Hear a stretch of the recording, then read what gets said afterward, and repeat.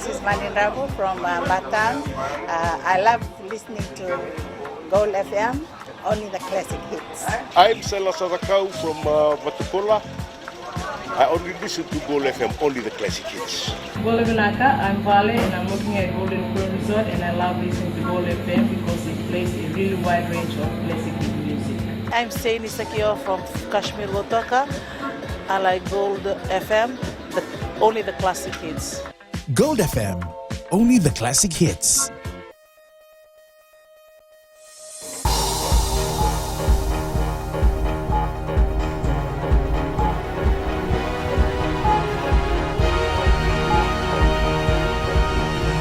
Good evening, I'm Amrita Priyadarshini. This is FPC News.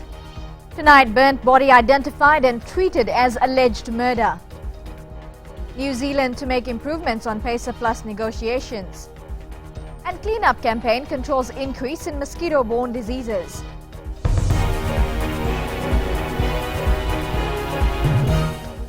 The burnt body, which was discovered in Lautoka earlier this week, is of 42-year-old Salesh Chand. This has been confirmed by Police Chief of Intelligence and Investigations, ACP Lukinavela. Pranita Prakash has more. Items found on the deceased body has confirmed to be of Salesh Chand, an operations manager of a hardware company in Lautoka.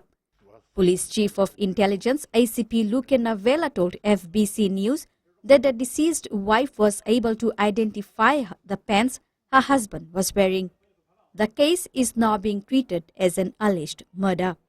Postmortem was conducted yesterday, and police have treated this case as murder. Yes, what we are currently doing now is getting information in the whereabouts of Ms. Chan in the early morning of Wednesday, and we are currently doing investigations. A family member, Rishi Ram, says the incident has left the family in shock and many questions remain unanswered. We don't know what transpired, but it was shocking to us to hear this today, that police are treating this case as a murder. The family was optimistic from day one that foul play has been played because he was a very humble person. His body was discovered in a burnt car by a team of officers at the FSC compound opposite Marine Drive in Lautoka on Wednesday morning. The funeral will be held tomorrow. Pranita Prakash, FBC News. A man in his 30s has died after the vehicle he was travelling in veered off the road and tumbled several times along the Nambawalu highway at Naimbulu Raketi this morning. The victim was riding at the back of a four-wheel drive vehicle driven by a 42-year-old of Nandamu Lambasa. Also travelling in the vehicle were the suspect's 43-year-old wife and their 3 children. They had picked up the victim while on their way to Lambasa when it's alleged the driver lost control of the vehicle, causing it to veer off the road, tumbling several times. The victim, who was riding at the back of the vehicle, died as a result. One of the suspect's daughter, who is 18 years old, is admitted in critical condition at the Lambasa hospital. Meanwhile, the suspect, his wife and 2 other children are under observation as the investigation continues. A post-mortem examination will be conducted. Fruitful discussions have stemmed from the PESA Plus negotiations between Fiji and New Zealand following bilateral meetings between the 2 head of governments yesterday. New Zealand Prime Minister John Key says they will have to make some additional contributions to benefit all Pacific countries. New Zealand Prime Minister John Key says there has been good progress from discussions with Prime Minister Voreqe Bainimarama on Pacific Agreement on Close Economic Relations, or PESA Plus. It's an opportunity for basically countries around the Pacific to work in a more constructive way, make it easier for companies to do business and for development to take place and really to create jobs. It's highly likely as a result of that New Zealand will have to make some sort of economic contributions to make that a little easier for everybody. PESA Plus, which is a trade and economic integration agreement, hopes to create jobs, raise standards of living and encourage sustainable economic development in the Pacific region. one of the ambitions that we've always had as a government is to see development in the regions and particularly in countries like Fiji, because then there are realistic jobs for people to go to. And while a lot of people from the Pacific want to come and live in New Zealand, an awful lot either want to return or stay here. So the big challenge for us is to make sure that economic development happens in those critical areas like tourism or and other things like agriculture. Meanwhile, the Fijian government's aspirations are that the Pacific Agreement on Close Economic Relations will focus more on development and less on free trade. Ako si Tatale, FBC News. Now, many people in the rural areas don't have some of the things that we in the urban areas take for granted. Well, this was highlighted by Finance Minister Ayaz Sayed Qayyum at the National Budget consultations at the Suva Grammar School today. Farzana Nishat tells us more. Finance Minister Ayaz Sayed Qayyum has revealed to students at the budget consultations that there are some places around the country where Fijians are still facing hardships. This is where the government is looking into. There are certain places in Manolevu where people until recently were drinking water from the creeks, where the boreholes that they had frogs in it. The wells they had frogs in it. There are students today in Fiji who are studying or doing their homework under lanterns. Sayed Qayyum says a country's most important resource is its human capital, and it is vital to invest in them. Today now about nearly 16 to 17,000 students are being supported by TELS. Before, when we had scholarships only on the ethnic basis, we had only about 6,000 to 7,000 students being affected or assisted. With regards to national debt, are there high chances that those debts will affect us in the future? Well, as you have seen by the Permanent Secretary, the level of debt in Fiji is decreasing. The level of debt in Fiji is decreasing quite significantly. I know some people have shown me some Facebook posts. People are spreading a lot of false information. Is the government willing to support the youths that are willing to create job opportunities, new jobs, that is, with regards to expanding the science field? We don't have the specialists available in Fiji. The reason being is that previously the governments did not invest in our people. It's a fact. If they had thought about the future, they would have increased doctors' salaries. They would have then sent them overseas for training, send them away for 3, 4, 5 years. The nationwide consultation will continue with students in the Western Division on Monday next week. It is being done by the government to have your views on what you would want to see in the national budget to be announced on the 22nd of this month. Farzana Nisha, FBC News. The Tamavuai Bridge outside Suva will reopen to 2 lanes of traffic from tomorrow morning with an ongoing weight restriction. FRA Acting Chief Executive Rory Garland says the 18-ton weight restriction will need to remain in place for both lanes until the remaining strengthening works have been completed. He says the safety of their workers and the public is essential, that haulage companies continue to observe the weight restriction. Otherwise, they may need to reintroduce the single-lane operation again. The bridge has been restricted to 1 lane after a crack appeared on one of the steel beams end of last month. Coming up on FBC News, domestic violence to be included in 2017 budget. And the Hibiscus Festival launches in Suva. Stay with us.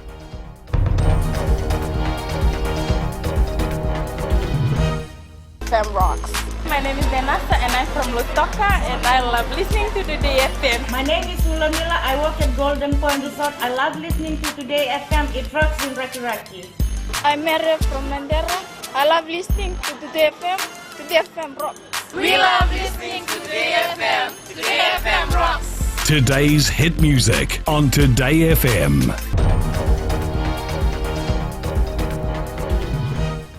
Welcome back to FBC News. Cases of dengue fever, chikungunya and Zika virus should not be a concern if everyone supports the Fight the Bite and Clean Up campaign. Health Minister Chone Usamate is adamant the campaign is very effective, which has been able to control the increase in mosquito-borne diseases. Savara Tambua with the details. The effective awareness of the campaign has resulted in a decrease in people seeking medical attention from mosquito bites. Health Minister Chone Usamate says many breeding places in hotspots around the country have been destroyed. Cleanup campaign is focused on the kind of mosquito that brings all of these diseases. So Zika cases is still 17. There have been a lot of other cases that have been sent for testing. The numbers might increase as a result of those test results coming in. But I think the most important message for all of us in the whole country is that we need to keep on focusing on this cleanup campaign that we have. While there has been no reports of an increase in Zika cases, records of chikungunya and dengue fever currently stand at 6 and 3 respectively. This is something that we have to do constantly. These Aedes mosquitoes, they live on, they need the blood of human beings to be able to reproduce. So they're always around us, always around human beings. So wherever you have large concentrations of human beings, that's where they'll be. This is the third week of the cleanup campaign, and the Health Ministry has only 1 week to round up the campaign. The ministry hopes that come next week, Thursday, majority of the hotspots will be covered. Sabera Tambua, FBC News. One of the key priorities for government next year is addressing domestic violence, and this will be factored into the 2017 budget. Eleanor Turangaivu reports domestic violence has become a social and economic issue for the country. Domestic violence not only affects the homes, but the nation's productivity level as well. Most of the hotels, the people who serve at the table, who are the waitress, the people who clean your toilet, the people who change your bed sheets, the people who clean the room are women. Now, if they are being bashed up the night before at home, how do you think they'll perform? Some of you may have female teachers. If your female teacher has been bashed up the night before at home, do you think she'll be able to teach you properly? Attorney General and Minister for Finance Ayaz Said Kayum told secondary school students in Lambasa yesterday, in our society nowadays more women are being bashed up than men. Domestic violence is not only about, men and women, it's morally wrong. Yes, it's morally wrong, ethically wrong, but it also has a financial implication. The Attorney General has indicated domestic violence will be an important focus for government next year, with a 24-hour hotline to be established as well. One of the key priorities for us is domestic violence. So we will give more money where it helps stop violence against women and children. The Attorney General adds violence against women should be eliminated to maximize the productivity of our women, who are major contributors to all sectors of our economy. Eleanor Turangaivu, FBC News. This year's Hibiscus Festival will be a special one as it celebrates the 60th anniversary of the festival since 1956. The festival was launched in Suva last night together with various contestants from the Queens, Kings and the Teens category. Kelly Vidala reports. The Hibiscus Festival has no doubt become a household brand. It is one festival where Fiji looks forward to with much anticipation.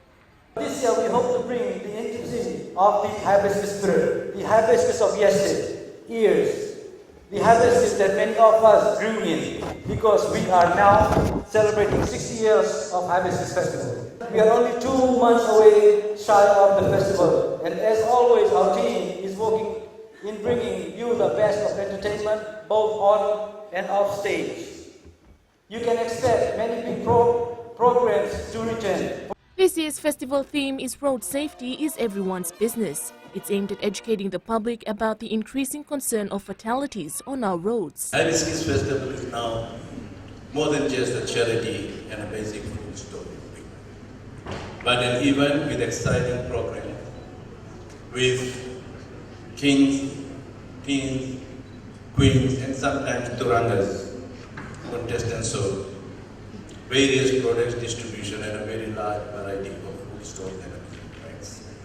And the theme selected for this year, Road Safety is Everyone's Responsibility, is highly interesting. The theme will promote more wider actors to educate and assist in road safety, which is important. 1962's Hibiscus Queen Etta Uluvula says the launch brought back memories of her days in the festival. Tonight was a bit difficult for me because I'm reminded of all those times, good times, but 54 years for me is a long time. That's more than more than half my life. I'm 75 this year. I was 21 during the Hibiscus Week. So having to come back, it's part of my life that I thought I'd left totally behind.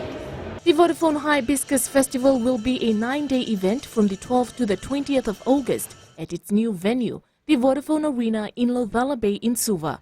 Kelly Vadala, FBC News. The massive Suva on sale has ended this afternoon with 3 major prizes being drawn from the 9-day event. The tremendous turnout from the public during the sales gives the association high hopes of contributing its proceeds to the Prime Minister's Relief Fund. Fiji Retailers Association President Atish Lala says the sale has been a success for all Suva retailers. You can see around, everyone's really happy with the turnaround. I'm sure all the retailers have given their best to the public and the best price and everything. We had about 21 major prizes to give away with the 2 major airline tickets to be given away. And after a lapse of 5 years, everyone is happy to have Suva on sale back. And hopefully we can do it again next year. The body of the late Malakai Vesamasama was today laid to rest at the Nasinu Cemetery. The church service for the late Vesamasama was held at the Calvary Temple in Samambula today. It was attended by thousands of people, including friends, family, relatives and workmates. The late Vesamasama is a well-known sports journalist and will always be remembered for his humble and caring heart. He is survived by his wife and 5 children.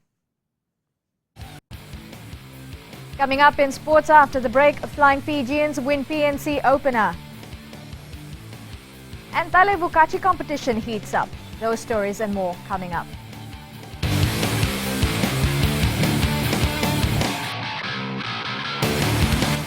आपको खरगंगा की रंजिला का नमस्कार।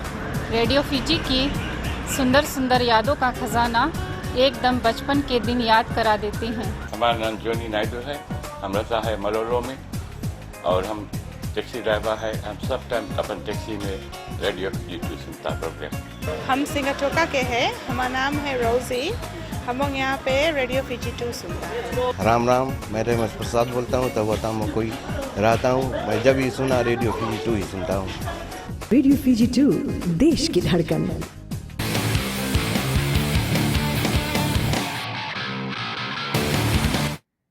The Vodafone Flying Fijians came from a 15-0 halftime deficit to beat Tonga 23-18 in the Pacific Nations Cup opener today. Tonga dominated the scrums and lineouts and scored 2 first-half tries for a 15-0 halftime lead. Ben Volavola opened the scoring for Fiji with a solo effort in the second half, 15-7. Mia Songeta, playing in his 10th test, added another try minutes later to close the gap to 15-12. Fiji added 2 penalties while Tonga converted 1 for the scores to be levelled at 18 all with 9 minutes to go. Eremasi Randrondo scored late in the match, which proved to be the winning try.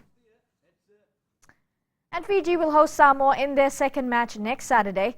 Meanwhile, in local rugby, the Lone Skipper Cup match played today, Malolo held Nadi to an 18-all draw. The Talevu South Kachi Rugby have completed their pool stages of matches at the Ratadakambao Park in Nosori today. Talevu has been having regular competitions for more than a month now and are serious about the finals in Suva. Rohit Deo with the story.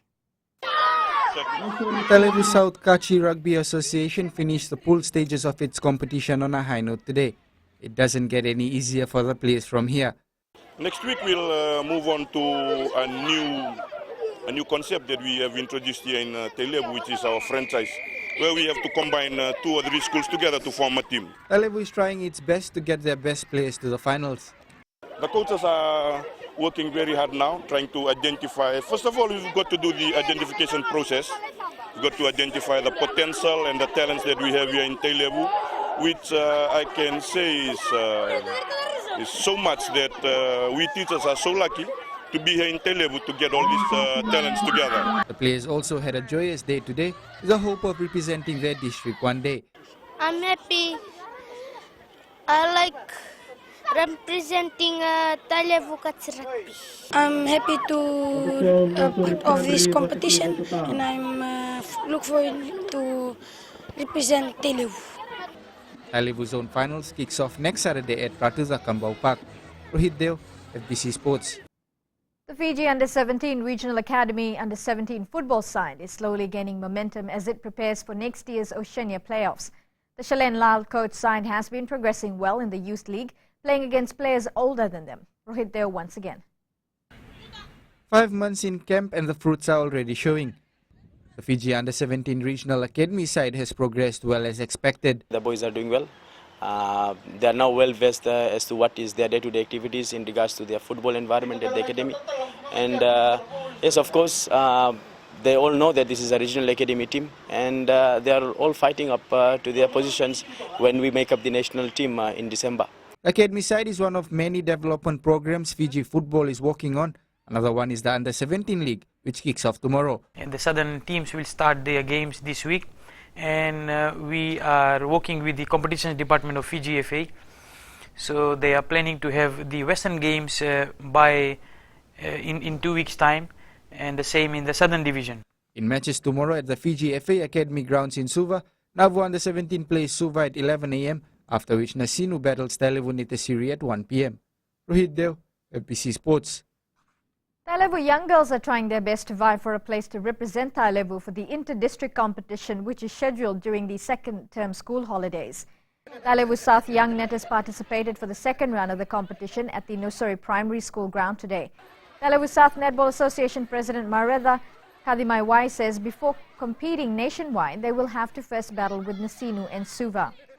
Our main aim here is to look and fetch out the best players, best netters from each school so that they can represent the Tailevu South Primary School's netball for the pre-IDC, which will be held roughly on week 12 of this term against Nasinu and Suva, and mainly for the IDC this year. Selections for Tailevu South Young Netters representative will be held in week 9. Religious and political leaders joined celebrities, sports stars and tens of thousands of ordinary people in bidding farewell to Muhammad Ali. Ali, a once controversial convert to Islam who lost 3 prime years of his boxing career for refusing U.S. military service during the Vietnam War, died a week ago at age 74 as one of the most respected men in the United States. Wife Lonnie Ali, former U.S. President Bill Clinton and leaders from an array of religions eulogized a man who went from Olympic gold medal winner in 1960 to 3-time heavyweight champion to an elder statesman suffering from Parkinson's disease. Muhammad indicated that when the end came for him, he wanted us to use his life and his death as a teaching moment for young people, for his country, and for the world. In effect, he wanted us to remind people who were suffering that he had seen the face of injustice, that he grew up in a segregation, and that during his early life, he was not free to be who he wanted to be. The ceremony proved to be a rare combination of politics, sports, entertainment, and religion, a testimony of Ali's impact on so many aspects of life.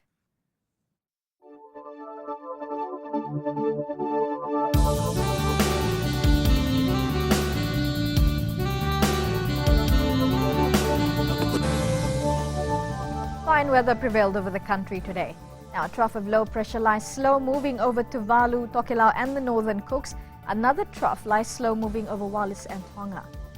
Now, taking a look at the temperatures, Lambasa was the warmest again today at 30 degrees, followed by Ba Nandi at 28 degrees, while Sabu Sabu and Suva were the coolest at 27 degrees.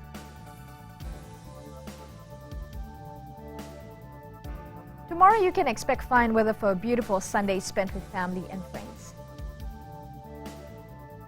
Looking further ahead to Sunday, brief showers are abound the interior and eastern parts of the larger islands. Elsewhere it should be fine. Southeast winds 10 to 15 knots and moderate seas are expected. Recapping the main stories for tonight's bulletin. Police have identified the burnt body of the man in Lautoka and they're treating it as an alleged murder. New Zealand PM John Key says they will have to make additional contributions to PACER Plus to benefit all Pacific countries. And the Health Ministry is adamant that the Fight the Bite campaign is effective. For these stories and others, you can tune in daily to our sister radio station, Gold FM. On to this week's poll question. We are asking, are you happy with the new venue for the Hibiscus Festival? To answer, visit our FBC website.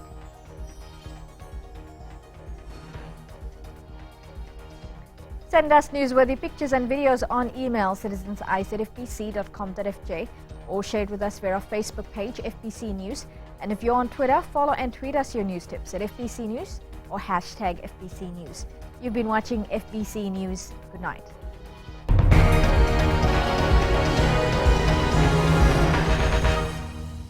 Alango katonesia tugotua, aongonia saurara, aundo wulwultagi tungana TV ni na market tawa. Aundo talitanga na waronga na Bula FM number 2 na siya. Bula mana viti, na dango plasio matairi, ngon mai na na bula tabiuni, au satu ko nanti ando talita ina warongo na Bula FM. Bula! Bula FM number 2 na seri.